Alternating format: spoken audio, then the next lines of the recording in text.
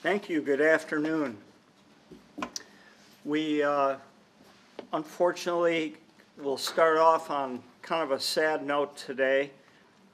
It's with extreme sadness that we start today's briefing by announcing the passing of Gene Thurston. Gene was not only Lou's wife, but a longtime volunteer with the Newport News Police, a member of the Citizens Police Academy Alumni Association, and a cheerleader and friend to everyone who knew her. She began volunteering with our department in 2002, shortly after Lou joined the department as our public information officer. She was very active and spent time volunteering in the public information office, in the recruiting office, and pretty much anywhere else she was needed.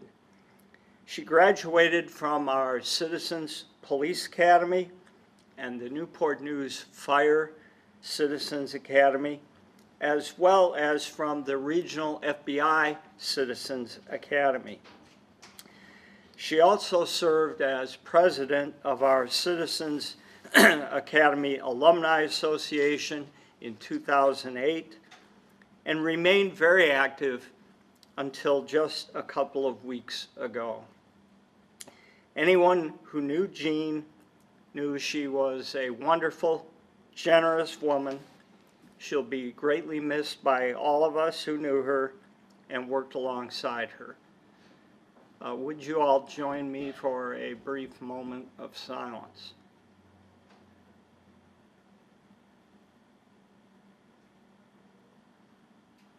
Thank you. As we have reported in the past, our Violent Crimes Reduction Task Force that was restarted after a pilot program resumed full-time operations on February 20th. In their first week, they made 12 arrests, resulting in 11 felony charges and 7 misdemeanor charges, collected 31.5 grams of marijuana and 0.8 grams of cocaine, and seized a firearm. In their second week, they made 6 arrests, collected 64.3 grams of cocaine, 16 grams of marijuana, and 2.2 grams of heroin, and seized a firearm. We also have been highlighting the outstanding work of other officers throughout the department in getting dangerous guns off our streets. In February, 41 guns were taken off the street, 10 by Central Precinct officers, 9 by South Precinct officers, and 4 in North Precinct. And our Organized Crime Division and the Violent Crime Task Force together took 18 guns off our streets. Outstanding work. Back in January of 2016, we had truly a unique case. And it's a great example, this case, given that it ultimately included an officer-involved shooting. It's a great example of our community having the trust in their police to fully investigate and report out on use of deadly force by officers. On January 14th at 11:04 a.m., officers were dispatched to a vehicle accident near 14th Street and Wickham Avenue.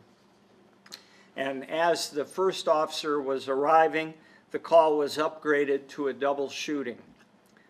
The initial officer found 2 persons who had been murdered inside the vehicle, and a third individual who had fled the vehicle prior to the shootings ran up and pointed out a man running down the area of 14th Street and Orchid, saying he was the man responsible for the shooting. Responding officers spotted the individual and attempted to stop him in the area of Stewart Gardens. He refused officer demands to drop his weapon, and during the encounter, both an officer and a sergeant discharged their firearms, striking him. A gun was recovered with him.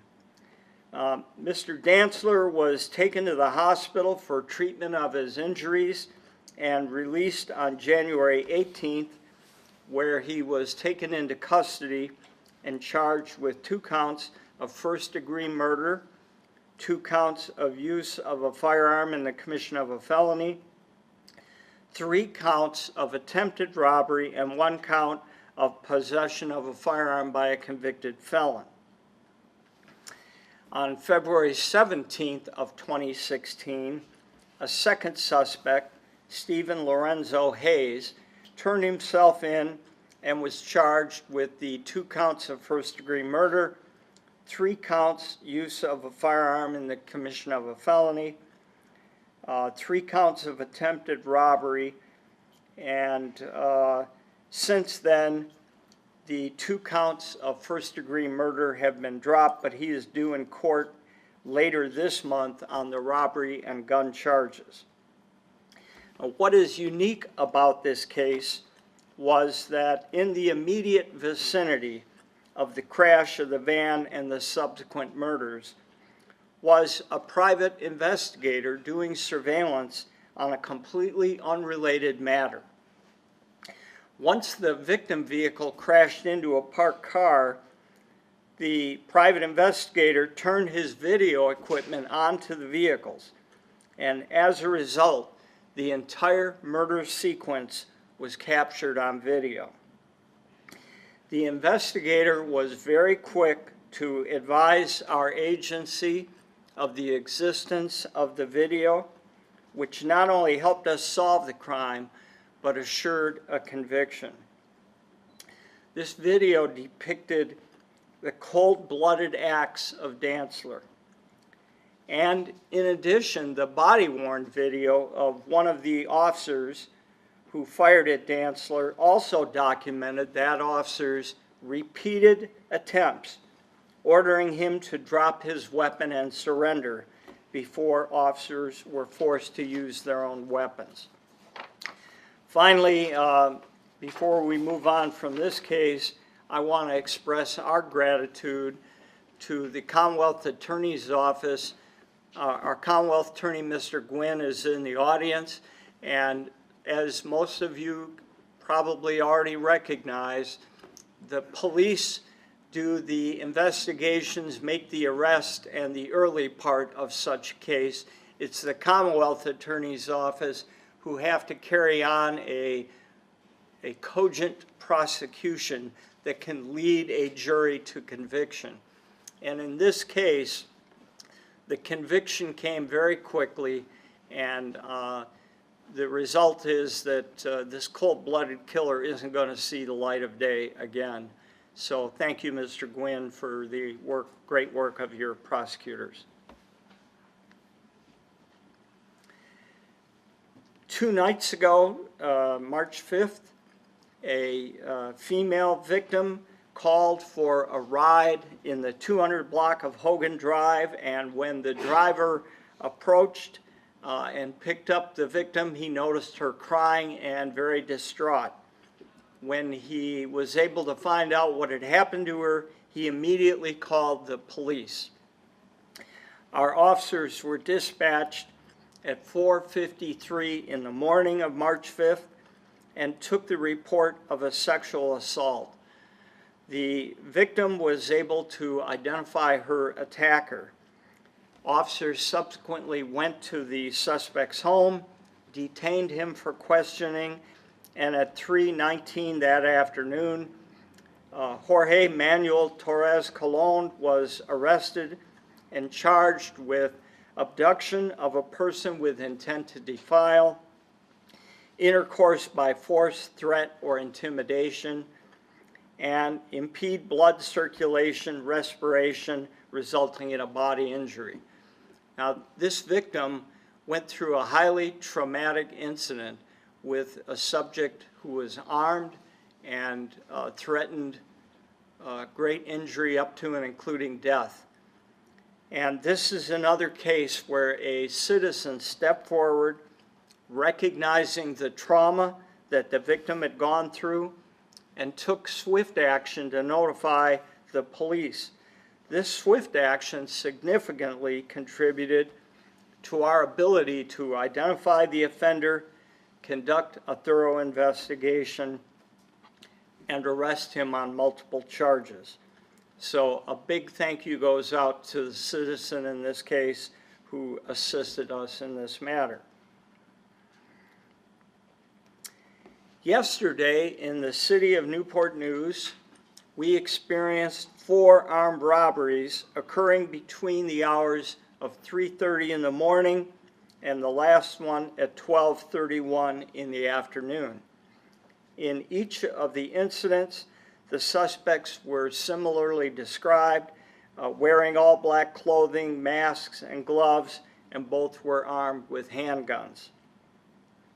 About a half hour after our 4th armed robbery, an armed robbery occurred in the city of Hampton, and the suspects matched the description of the suspects in our 4 robberies. A citizen was able to obtain the license plate of a vehicle that the suspects were driving and gave that information to the Hampton police, who in turn sent that out, and we were able to provide that information to our officers. Shortly thereafter, the vehicle was located at the Quality Inn on J. Clyde Morris by a police officer from Newport News. A traffic stop was conducted when the vehicle began to leave, and the driver was detained and questioned. During that time, officers observed additional suspects trying to flee the Quality Inn via a back door, and a foot pursuit ensued, and the suspects were apprehended. These successful arrests are the result of the combined efforts of both Newport News and Hampton Police, pursuing the same goal, and really represents an outstanding demonstration of teamwork. It should also be noted that a civilian saw officers chasing one of the suspects, or both suspects, from the rear of the hotel, and without concern for their personal safety, assisted the officers by initially grabbing one of these suspects and holding them down until the officers arrived to take him into custody. The suspect that this citizen confronted was found to have 2 loaded handguns in his waistband. And certainly we commend the citizen for their actions. We don't encourage citizens to confront armed subjects, but in this case, his bravery and actions contributed significantly to the apprehension. Now you can see on the map here where the robberies occurred. 355 was the 7-Eleven in the 9900 block of Jefferson. At 8:51 a.m., the One Stop located in the 800 block of Main Street.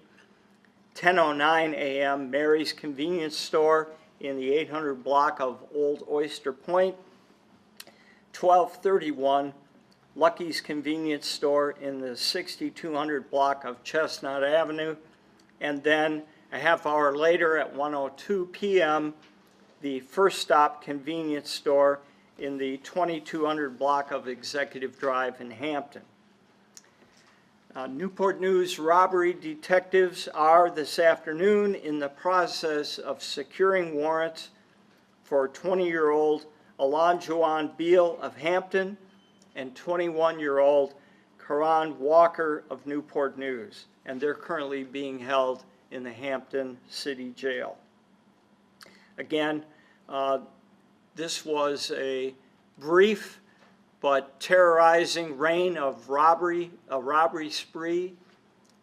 As we see so often, these serial crimes, while not committed by a large number of people, can create fear in a community, and we're extremely happy and pleased for the citizen involvement that gave us the information we needed, and then the great heads-up work by police officers who were able to take these guys into custody and get them off the street. Last night at about 10:33 p.m., officers observed a vehicle traveling west on 28th Street with a defective license plate light, and a traffic stop was initiated. As officers approached the back driver's side occupant and observed suspicious activity, 22-year-old Carl Slaughter of Hampton they attempted to detain him, and he pushed an officer out of the way in an attempt to flee.